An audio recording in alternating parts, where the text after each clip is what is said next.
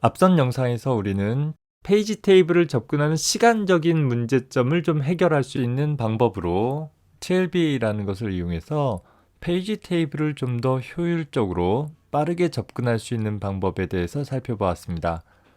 이번 영상에서는 페이지 테이블과 관련한 두 번째 문제인 페이지 테이블 자체의 용량 문제를 해결할 수 있는 몇 가지 다른 기법들에 대해서 살펴보도록 하겠습니다. 최근 대부분의 컴퓨터는 큰 용량의 프로세스들을 지원을 하다 보니까 각각의 프로세스를 위한 페이지 테이블의 크기가 굉장히 방대해지게 될 것입니다. 페이지 테이블 자체의 사이즈가 굉장히 커질 수 있다라는 것이죠. 예를 들어서 논리 주소 공간이 32비트인 어떤 시스템이 있다. 또 그때 한 페이지의 크기가 4KB 라고 한다면 현재 페이지 테이블의 크기는 2의 32승, 그러니까 논리적인 주소로 만들어질 수 있는 2의 32승계에서 페이지의 크기가 4KB이니까 전체 2의 32승에서 4KB인 2의 12승을 나눈 값이 페이지 테이블의 항목의 개수가 되겠죠. 각각의 항목마다 하나의 물리적인 주소를 저장할 수 있어야 되기 때문에 32비트 시스템에서는 물리적인 주소를 4바이트로 표현한다라고 하면 대략 4MB 정도의 페이지 테이블 크기가 계산이 되어진다라는 것입니다. 한 프로세스를 위한 페이지 테이블이 4MB 정도 되어진다라고 했을 4MB 정도 된다라고 했을 때 현재 시스템에서 동시 수행할 수 있는 프로세스가 수십 개까지도 될 수 있다라고 한다면 엄청난 양의 메모리가 페이지 테이블만을 유지하기 위해서 사용이 되어져 버릴 수 있는 상황이 발생되는 것이죠. 따라서 페이지 테이블을 위한 좀 더 효율적인 메모리 할당 방법들을 좀 생각을 해봐야 될 것입니다. 그래서 페이지 테이블의 구조를 보면 몇 가지 형태로 나뉘어 볼 수 있는데 계층적인 구성을 갖고 있는 페이지 테이블이나 해시드 페이지 테이블 혹은 인버티드 페이지 테이블, 즉 역 페이지 테이블이라는 것들이 제한이 되고 있습니다. 각 부분에 대해서 좀 더 자세히 살펴보도록 해봅시다. 계층적인 페이지 테이블이다 라는 것은 현재 논리적인 주소 공간을 여러 단계의 페이지 테이블로 분할을 해서 사용을 해보는 것이에요. 즉 페이지 테이블의 페이지 테이블을 작성을 해보는 그런 구성이다 생각해 주면 되겠죠. 즉 페이지 테이블을 다시 페이징하는 그런 구조로 생각을 해볼 수 있을 것입니다. 대용량의 페이지 테이블인 경우 그 자체를 하나의 주기억 장치처럼 취급을 해서 현재 페이지 테이블을 또다시 페이징해보자 라는 그런 기법인 것입니다. 얘는 몇 단계까지도 가능한데 가장 간단한 예로 2단계 페이징 기법을 살펴보면 전체 메모리에 어느 프레임에 각각의 페이지가 할당되어졌는지를 1차 페이지 테이블을 통해서 기술을 했다라고 한다면 그 페이지 테이블을 다시 한번 페이징하는 형태로 구성을 하는 그런 방법이 됩니다. 2단계 페이징의 예를 보면 예를 들어서 32비트의 논리적인 주소 공간을 갖고 있다라고 했을 때 총 2의 32승계의 주소 공간들이 있는 것이고 논리적인 주소를 표현하기 위해서는 32비트로 표현을 할 수 있을 것이에요. 이때 각 페이지의 크기를 4KB라고 가정한다면 즉 2의 12승 바이트로 생각해 본다면 현재 전체 32비트 중에서 페이지 옵셋을 위해서 12비트가 사용되어지고 나머지 20비트를 가지고서 페이지 번호를 기술해낼 수 있게 되는 것입니다. 즉 페이지의 개수가 2의 20승계 존재하는 그런 상황인 것이죠. 다시 말해서 그림으로 본다라고 하면 현재 전체 32비트 중에서 페이지 옵셋, 그러니까 하위 12비트를 한 페이지 내에 옵셋을 구분을 할 때 사용을 했다라고 하면 나머지 20비트를 가지고서 하나의 페이지 번호를 나타내게 되는데 그 페이지 번호를 나타내는 부분을 다시 페이징해서 다시 2단계 옵셋 값과 그에 대한 페이지 번호 부분으로 2차 페이지 번호로 나누어서 구성을 해주게 되어지는 그런 방법을 생각을 해볼 수 있다라는 것이죠.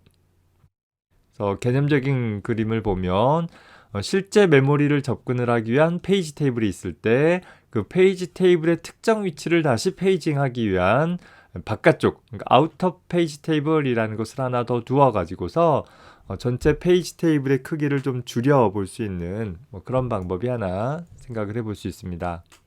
하나의 논리적인 주소가 있다라고 했을 때 이 아우터 페이지 테이블에 대한 페이지 번호를 통해서 그 안쪽에 페이지 테이블의 페이지를 식별을 해내게 되고, 그걸 통해서 실제 물리적인 프레임을 담고 있는 페이지에 대한 번호를 주소를 얻어내고, 그 주소에서 내가 원하는 옵셋에 있는 항목을 얻어줌으로써 실제 물리적인 메모리에 접근해낼 수 있게 되는 방법인 것입니다.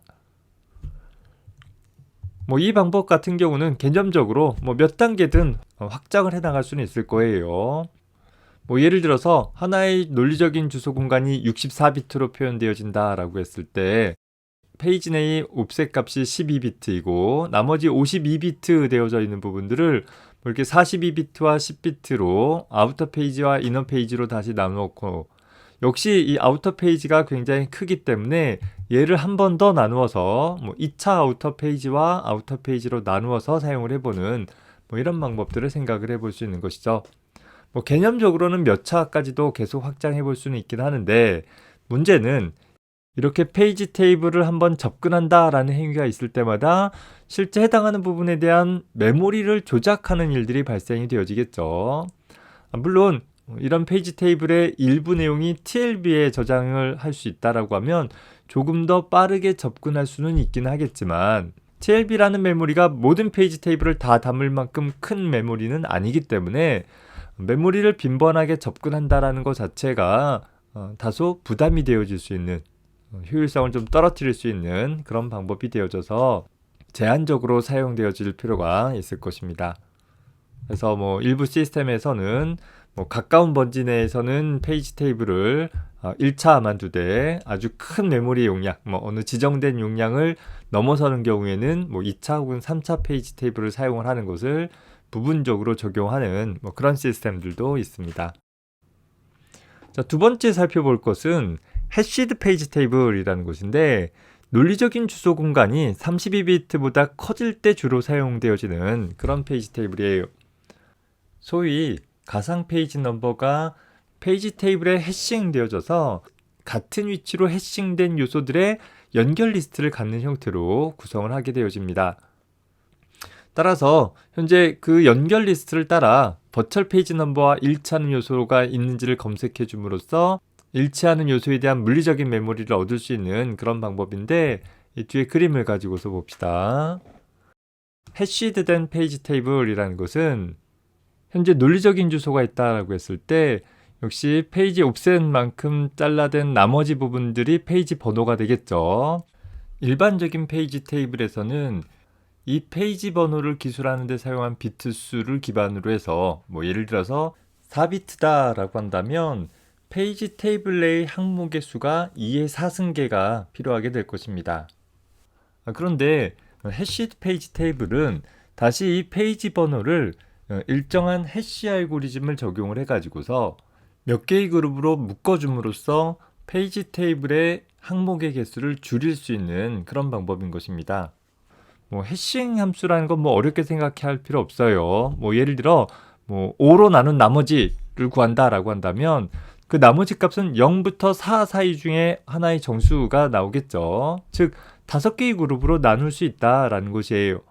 이렇게 해시 알고리즘에 따라서 전체 페이지 번호들을 일부 그룹으로 나누어지게 되면 많은 수를 그룹 지어준 것이기 때문에 특정 그룹에 할당되어지는 페이지 번호들이 여러 개 있을 수 있는 것이에요. 자, 예를 들어서 하나의 논리 주소 공간이 있는데 전체 6비트로 표현되어진다라고 가정을 해봅시다. 그 중에 하위 2비트는 페이지 내의 옵셋들을 구별할 때 사용되어져서 먼저 제외를 했다라고 하면 나머지 4비트가 현재 페이지 번호를 기술하는 형태가 되어지겠죠. 그래서 예를 들어서 4비트로 표현되어진 0000부터 1111까지 있다라고 한다면, 자, 이 부분을 그대로 이용을 해서 16개의 페이지 번호를 유지하도록 하는 것 대신에 얘를 해시 함수에 적용을 해보는 거예요. 예를 들어서 해시 펑션으로 4로 나눈 나머지 값에 따라 구분을 한다라고 한다면 나머지 값은 0에서 3 사이의 값이 될 테니까 4개의 그룹으로 다시 나뉘어지게 되는 효과를 얻게 되어지겠죠. 즉 나머지가 0인 것, 또 1인 것, 2인 것, 3인 것 이렇게 총 4가지로 부류가 만들어져서 해시 테이블에는 그 나머지 값이 같은 애들을 하나의 항목에 저장할 수 있도록 구성을 할 것입니다. 결과적으로 해시 테이블의 항목의 개수는 4개로 유지할 수 있다라는 얘기가 되는 것이죠. 여기서 해시 함수를 적용하고 남은 나머지 이 상위 2비트에 해당하는 부분들을 우리는 가상 페이지 번호라고 표현을 해서 소위 해시 함수를 적용한 결과가 00인 아이들이 00인 논리 주소가 여러 개 있을 수 있잖아요. 해시 함수를 적용했을 때 그것이 같은 애들이 어떤 한 자리로 매핑이 되어지되 그 매핑되어진 요소 안에는 해당하는 페이지에 대한 페이지 프레임 번호만 저장하는 것이 아니라 얘가 어떤 논리 주소에 대한 프레임인 것인지를 식별할 수 있도록, 왜냐하면 한 항목에 여러 개의 값들이 들어갈 수 있기 때문에 각각을 식별할 수 있도록 이 가상 페이지 번호를 앞에 달아가지고서 저장을 해두게 된다라는 것입니다. 따라서 해시 페이지 테이블이라는 것은 페이지 주소에 대해서 해시 펑션을 적용을 해서 다수의 페이지 주소들을 소수의 그룹으로 묶어서 나열을 해주고 그 결과 해시 테이블의 항목의 개수를 줄일 수 있는 것이겠죠. 다만 한 항목에는 단 하나의 논리 주소가 매핑되는 것이 아니기 때문에 연결 리스트를 통해서 같은 그룹에 매핑되어질 다수의 논리적인 주소들을 연결 리스트를 통해 연결을 해두고 각각을 식별을 하기 위해서 페이지 프레임에 대한 정보뿐만 아니라 이 정보가 어느 논리 주소에 대한 것인지를 식별하기 위한 가상 페이지 번호를 같이 저장을 해두는 그런 방법인 것입니다. 해시 페이지 테이블에 대한 사용 예를 구체적이고 또 간단한 구성을 가지고서 한번 확인을 해보도록 해봅시다. 현재 6비트로 표현되어지는 논리 주소 공간을 갖고 있다라고 가정을 해보면 000000부터 쭉 번호가 나오겠죠. 2의 6승계만큼 존재하게 될 것이에요. 많으니까 일부 생략을 했고 한 페이지를 4바이트씩 구성을 한다라고 하면 하위 2비트가 옵셋 값이 되어질 것이고 나머지 상위 4비트가 페이지 번호들을 나타낼 수 있는 표현들이 될 것입니다. 자, 이때 이 페이지 번호들을 나타낼 수 있는 부분들을 다시 나누어 주기를 해시 함수를 4로 나눈 나머지로 생각을 해보자 라는 것이에요. 어떤 하나의 페이지 번호를 4로 나눈 나머지다 라는 것은 역시 나머지 값이 0이냐 1이냐 2이냐 3이냐 이 4가지 경우 중에 하나가 해당하겠죠.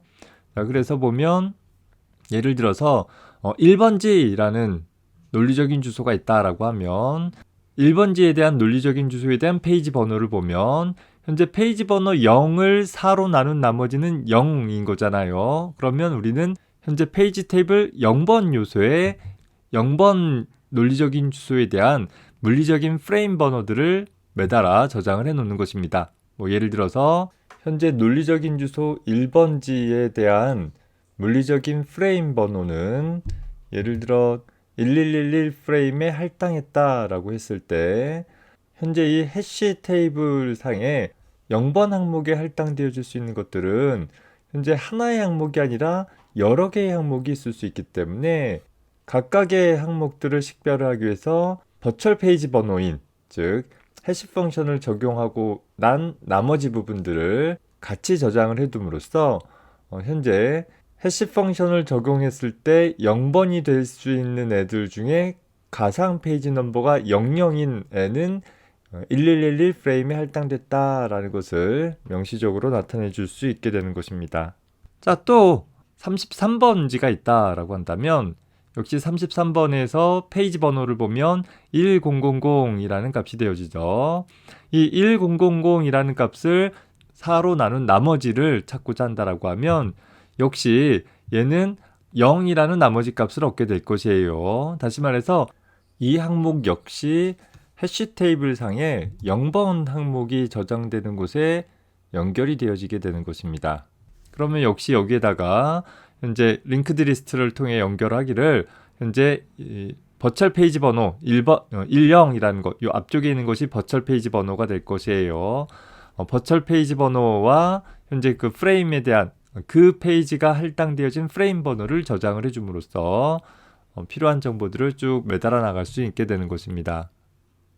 자, 다음으로는 26번지에 해당하는, 즉 논리 주소 011010이라는 주소값을 갖고 있는 페이지에 대해 프레임을 할당을 해준다 라고 하면 페이지 번호는 0110이게 되어지는 것이고 4로 나눈 나머지는 10이라는 값이 되어지겠죠. 그래서 얘는 페이지 테이블의 세 번째 항목에 매달아지게 될 때 현재 가상 페이지 번호가 01이 되어지고 실제 할당받은 프레임 번호는 1010이라고 가정한다라고 하면 해당하는 정보가 이렇게 매달려지게 되는 것입니다. 자, 그리고 나서 또 8번지에 해당하는 논리 주소, 즉 001000이라는 논리 주소에 대해 프레임을 할당한다라고 하면 이 역시 해시 함수를 적용했을 때 보면 10이라는 세 번째 페이지 테이블 내에 저장이 되어질 필요가 있는 것이고, 그때 역시 가상 페이지 번호와 실제 할당된 페이지 프레임 번호를 저장을 해주면 되는 것입니다. 이렇게 각각의 페이지에 대한 프레임 번호들을 가상 페이지 번호와 연관시켜서 구성을 해주게 되어진다라고 하면 페이지 테이블의 크기 자체가 아주 커지지는 않아도 되는 그런 특징들이 생기기는 하겠습니다. 다만 이 정보까지 다 기록을 해주려고 하면 결과적으로 그냥 단순히 4개의 저장 공간만 존재하는 것은 아닐 것입니다. 전체 논리적인 주소에 대한 내용들을 다 저장한다라고 하면 사실 이 방법은 그다지 효율성이 없을 수도 있기는 하나, 우리 뒤에 가서 배울 가상 메모리라는 개념과 같이 연관시켜 준다라고 하면 다소 효율적으로 모든 페이지들을 다 메모리에 탑재하는 것 대신에 필요한 것만 탑재해 주는 방법을 통해서 좀 더 효과적으로 페이지 테이블을 구성할 수도 있는 그런 방법이기도 합니다.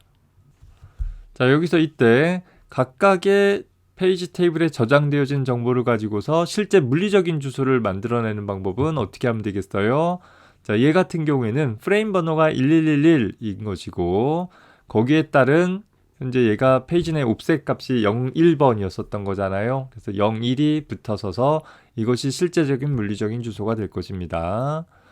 얘 같은 경우에는 요것에 대한 주소 값이었잖아요. 그래서 프레임 번호 0101 들어가는 것이고 역시 옵셋 값 01이 적용되어져서 하나의 물리적인 주소를 만들어낼 수 있는 것입니다. 얘가 여기에 대한 것인지는 어떻게 알 수 있느냐 살펴보면 어차피 프레임 번호는 연관시켜지지 못할 것이고 페이지 테이블에 00에 들어갈 수 있는 것은, 즉 여기 보면 해시 코드를 적용했을 때 00의 값을 가지고 있는 얘네들 중에 하나가 되는 거겠죠. 다만 이 앞에 파란색으로 표시한 부분이 10이라고 하는 것은 버추얼 페이지 번호가 10이면서 00의 페이지 테이블에 할당할 수 있는 애는 얘밖에 없는 거잖아요. 그래서 확인을 해볼 수 있는 것입니다. 같은 관점에서 세 번째, 네 번째 페이지에 대한 실제 물리적인 주소들도 확인을 해볼 수 있을 것이에요.